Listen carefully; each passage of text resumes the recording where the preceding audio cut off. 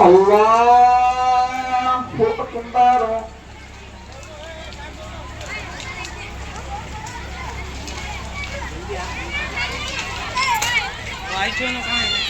Allahu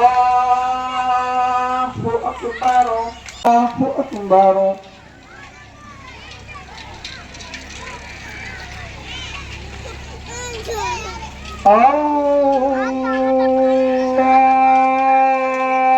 Allahu Akbar. Alhamdulillah. Allahu Akbar. Allahu Akbar.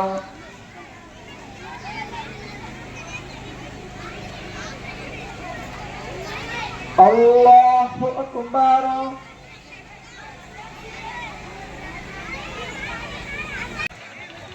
हर company का owner ये चाहता है जो मेरा मुलाजिम ट्रेनिंग अटेंड किया है उस ट्रेनिंग को अटेंड करने के बाद उसके काम में, उसके किरदार में, उसके नॉलेज में, उसके इल्म में तब्दीलियां पाई जाए।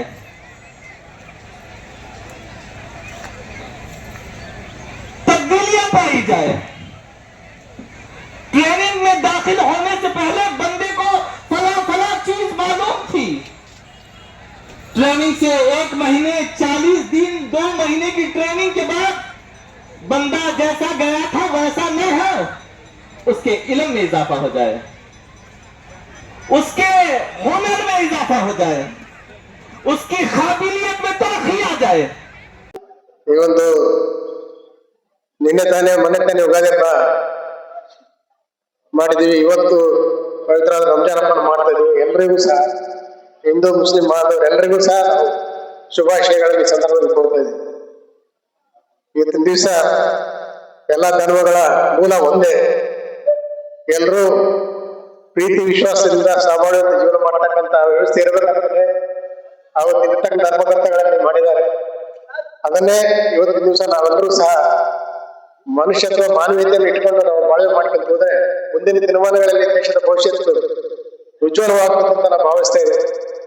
ಆ ಒಂದು ನಿಟ್ಟಿನಲ್ಲಿ ಎಲ್ಲ ಹಿಂದೂ ಮುಸ್ಲಿಂ ಬಾಂಧವರೆಲ್ಲ ಸೇರಿ ಬಾಳ್ವೆಯಿಂದ, ಭ್ರಾತೃತ್ವದಿಂದ ತಮ್ಮ ತಮ್ಮ ಜೀವನಗಳು ಮಾಡಿದರೆ ಮುಂದಿನ ದಿನಗಳಲ್ಲಿ ಭಾರತದ ಭವಿಷ್ಯ ಉಜ್ವಲ ಆಗುತ್ತೆ ಅಂತ ಹೇಳ್ತಾ ಈ ಸಂದರ್ಭದಲ್ಲಿ ಇಲ್ಲಿ ಇರ್ತಕ್ಕಂಥ ನಮ್ಮ ಸಿರುಗುಪ್ಪ ಜನತೆಗೆ ಯುಗಾದಿ ಮತ್ತು ರಂಜಾನ್ ಹಬ್ಬದ ಶುಭಾಶಯಗಳನ್ನು ಕೋರ್ಪಡಿಸ್ತಾರೆ.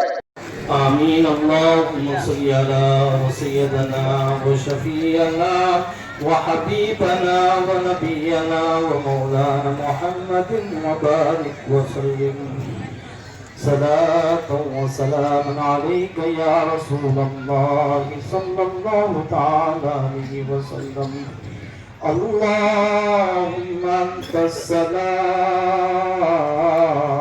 हर फितने से हिफाजत फरमा अल्लाह। हमारे हमारे बच्चे रोजी के तलाश में दो दीवार फिर रहे हैं अल्लाह में अच्छा अल्लाह हलाल रोजी अता फरमा दे अल्लाह। हमारे बच्चे पढ़ रहे हैं अल्लाह इम्तिहान दे रहे हैं देने वाले हैं अल्लाह उनके इम्तिहानों में का इंसान का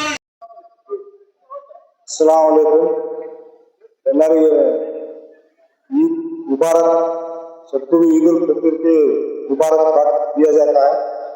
आज श्रीगुप्पा तालुक में आज बहुत बेहतरीन ईद मनाई गई है, जो रमजान की ईद है, जो बहुत बनाई गई है। जो कमेटी जो मेम्बरान भी बहुत सारे साथ देके मत करके जो शामियान का जो पानी का जो भी इस्तेमाल जो किया है उनको बहुत शुक्रिया अदा करता हूँ।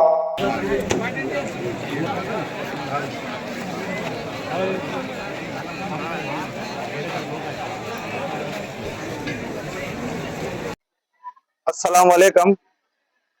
आज सिरगुप्पे के पूरे मुसलमानों को हमारी कमेटी के तरफ से ईद मुबारक। और आज बहुत खुशी हुई, कहीं तो बहुत सारे लोग मिले थे। बहुत सहूलत का इंतजाम करने से हमें जो मेहनत करे वो मेहनत का हमने फल मिला। बहुत सहूलत हुई। अब आप लोग भी बहुत कोऑपरेट करे। अब तमाम लोगों का बहुत बहुत शुक्रिया, खास करके हमारे मेंबरा और हमारे साथियां जो भी इसमें हमें वक्त निकाल को इतनी सब मेहनत करे। आप लोगों का भी मैं पूरे मेंबरा का और पूरे हमारे साथियों का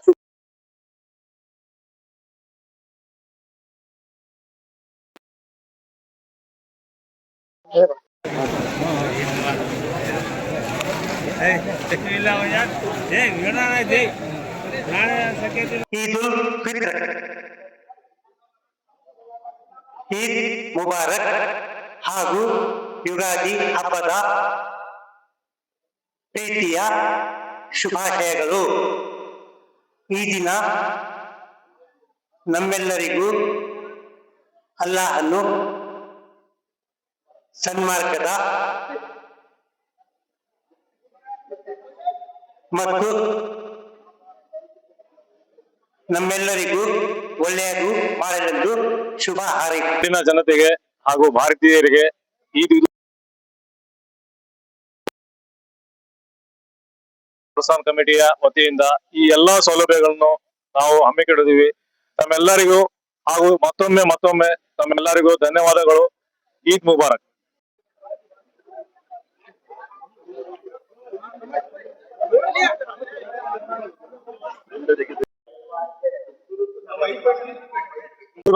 तो आज ईद मुबारक की मुबारकबाद देता हूँ। अस्सलाम वालेकुम। आज ईद मुबारक की बात देता हूँ सबको।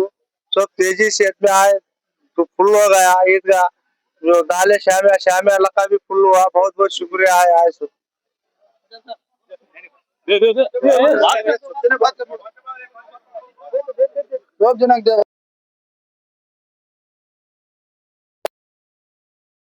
ईद उल फित्र की बहुत बहुत मुबारक दे रहे हैं। आप तमाम लोगों का शुक्रगुजार हैं। जज़ाकल्लाहु खैर।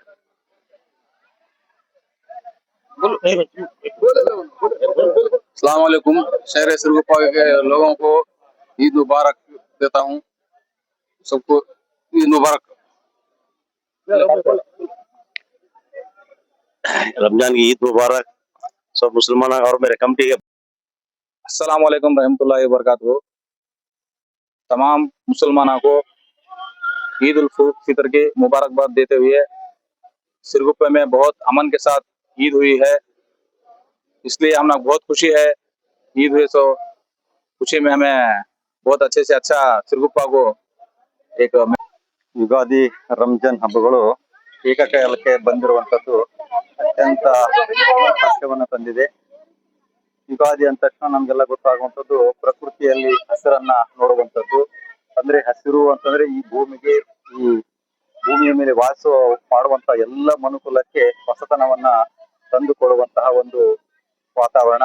ಆ ಹಿನ್ನೆಲೆಯಲ್ಲಿ ರಂಜಾನ್ ಹಬ್ಬವನ್ನ ವಿಶೇಷವಾಗಿ ಒಂದು ತಿಂಗಳ ಹೆಂಗೆ ನಮ್ಮ ಭಾರತೀಯ ಪರಂಪರೆಯಲ್ಲಿ ಹಿಂದೂಗಳು ದೀಪಾವಳಿಯನ್ನ ಅತ್ಯಂತ ಅರ್ಥಪೂರ್ಣವಾಗಿ ಮನೆಗಳಲ್ಲಿ ದೀಪ ಹಚ್ಚುವ ಮುಖಾಂತರ ಪ್ರತಿಯೊಬ್ಬರು ಸಹ ಏನಂತಂದ್ರೆ ದೀಪಾವಳಿಯನ್ನ ಆಚರಣೆ ಮಾಡಿದ್ರೆ, ನಮ್ಮ ಮುಸ್ಲಿಂ ಬಾಂಧವರು ಒಂದು ತಿಂಗಳ ಪರ್ಯಂತ ಬೆಳಗ್ಗೆ ಮತ್ತು ಸಾಯಂಕಾಲ ಮಾತ್ರ ಏನು ಪ್ರಸಾದವನ್ನ ಅಲ್ಲನ ಪ್ರಸಾದವನ್ನ ಸ್ವೀಕಾರ ಮಾಡಿ ಇಡೀ ಏನಂತಂದ್ರೆ ಆಯುಷ್ಯ ಆರೋಗ್ಯವನ್ನ ಏನು ಅಲ್ಲನ ಕೃಪೆಯೊಂದಿಗೆ ಏನಂತಂದ್ರೆ ಒಂದು ವರ್ಷ ಪೂರ್ತಿಯಾಗಿ ಅವರು ಆರೋಗ್ಯವಾಗಿರ್ಬೇಕಂತಂದ್ರೆ ಅತ್ಯಂತ ಪ್ರತಿಯೊಬ್ಬರು ಸಹ ಏನಂತಂದ್ರೆ ಉಪವಾಸ ಆಚರಣೆ ಮಾಡುವಂತದ್ದು ಅತ್ಯಂತ ಸೂಕ್ತವಾಗಿರುವಂತದ್ದು, ಅದು ಧರ್ಮಸಮ್ಮತವಾಗಿರುವಂತದ್ದು, ಅದು ಭಗವಂತ ಅಲ್ಲ ಒಪ್ಪುವಂತಹ ಒಂದು ಏನು ವ್ರತ ಅನ್ನುವಂಥದ್ದು ನಾವು ಹೇಳ್ಬೇಕಾಗತ್ತೆ. ಆ ಹಿನ್ನೆಲೆಯಲ್ಲಿ ನಮ್ಮ ಬಾಂಧವರು ಒಂದು ತಿಂಗಳ ಪರ್ಯಂತರ ಯಾವುದೇ ಎಂತಂದ್ರೆ ಬೆಳಗಿನ ಸಂದರ್ಭದಲ್ಲಿ ಮತ್ತು ಸಾಯಂಕಾಲ ಮಾತ್ರ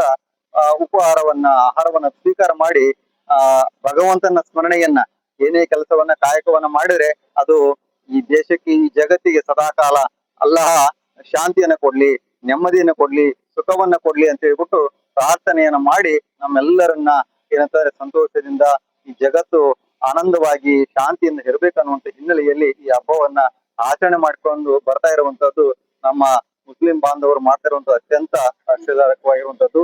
ಅಂತ ಒಂದು ಹಿನ್ನೆಲೆಯಲ್ಲಿ ಏನು ಉಪವಾಸ ಅಂತಂದ್ರೆ ಸಾಮಾನ್ಯವಾಗಿ ಮನುಷ್ಯನಿಗೆ 1 ಹೊತ್ತು ಅಥವಾ 2 ಹೊತ್ತು ಉಪವಾಸ ಅಂತಂದ್ರೆ ಬಹಳ ಕಷ್ಟ, ಬಹಳ ನೋವಾಗುತ್ತೆ. ಆದ್ರೆ ಅಂತ ಒಂದು ತಿಂಗಳ ಪರ್ಯಂತರವಾಗಿ ಉಪವಾಸ ಇದ್ದುಕೊಂಡು ಆ ಹಲ್ಲನ ಪ್ರಾರ್ಥನೆ ಇದ್ದುಕೊಂಡು ಆರೋಗ್ಯವನ್ನ ಕಾಪಾಡಿಕೊಳ್ಳುವಂಥದ್ದು, ಭಗವಂತನಲ್ಲಿ ಪ್ರಾರ್ಥನೆ ಮಾಡುವಂತದ್ದು, ಇಡೀ ದೇಶದಲ್ಲಿ ನಾವೆಲ್ಲರೂ ಸಹ ಅಂತಂದ್ರೆ ಪ್ರೀತಿ ವಿಶ್ವಾಸದಿಂದ ಸಹೋದರರಾಗಿ ಬದುಕಬೇಕು. ಈ ಜಗತ್ತಿಗೆ ನಾವು ಕೊಡುವಂತಹ ಏನು ಅಲ್ಲನ ಸಂದೇಶ ಅಂತಂದ್ರೆ ನಾವೆಲ್ಲರೂ ಪ್ರೀತಿ ವಿಶ್ವಾಸದಿಂದ ಬದುಕಬೇಕು ಅನ್ನುವಂತ ಒಂದು ಸಂದೇಶವನ್ನು ಕೊಟ್ಟಿದ್ದಾರೆ. ಆ ಹಿನ್ನೆಲೆಯಲ್ಲಿ ನಾವೆಲ್ಲರೂ ಸಹ ಅಂತಾರೆ ಆ ರೀತಿಯಾಗಿ ಮುನ್ನಡೆಯೋಣ ಅಂತ ಒಂದು ಶಕ್ತಿಯನ್ನ ಎಲ್ಲಾ ಏನು ಗುರು ಪರಂಪರೆ ಭಗವತ್ ಪರಂಪರೆ ನಮ್ಗೆಲ್ಲರಿಗೆ ಏನು ಸನ್ಮಂಗಳವನ್ನು ಮಾಡ್ಲಿ. ಮತ್ತೊಂದ್ಸರಿ ಎಲ್ಲ ನಮ್ಮ ಮುಸ್ಲಿಂ ಬಾಂಧವರಿಗೆ ಈ ಸಂದರ್ಭದಲ್ಲಿ ಹಾರ್ದಿಕವಾದ ಶುಭಾಶಯ ಹೇಳ್ತಾ ಎಲ್ಲರಿಗೂ ಸುಖ ಶಾಂತಿ ನಡ್ಲಿ. ವಿಶೇಷವಾಗಿ ಏನು 1 ತಿಂಗಳ ಪರ್ಯಂತರವಾಗಿ ಏನೋ ರಂಜಾನ್ ಮಾಡಿದಾರಲ್ಲ, ಉಪವಾಸ ಮಾಡಿದಾರಲ್ಲ, ಏನಂತಂದ್ರೆ ಅದರ ಫಲ ಅಂತಂದ್ರೆ ಸಕಾಲಕ್ಕೆ ಮಳೆ ಬರ್ಬೇಕು, ನಮ್ಮ ರೈತರಿಗೆ ಉತ್ತಮ ಬೆಳೆ ಬರ್ಬೇಕು, ಅವರು ಬೆಳೆದಂತಹ ಬೆಳೆಗಳಿಗೆ ಉತ್ತಮವಾದಂತಹ ಬೆಲೆ ಬರ್ಬೇಕು, ಈ ರಾಷ್ಟ್ರಕ್ಕೆ ಏನಂತಂದ್ರೆ ಆ ರೀತಿಯ ಒಂದು ಶಕ್ತಿಯನ್ನ ಈ ಹಬ್ಬ ನಮ್ಮೆಲ್ಲರಿಗೂ ತುಂಬಿಕೊಡ್ಲಿ ಅಂತ ರೈತ ನಮ್ಮ ಮಾತುಗಳು.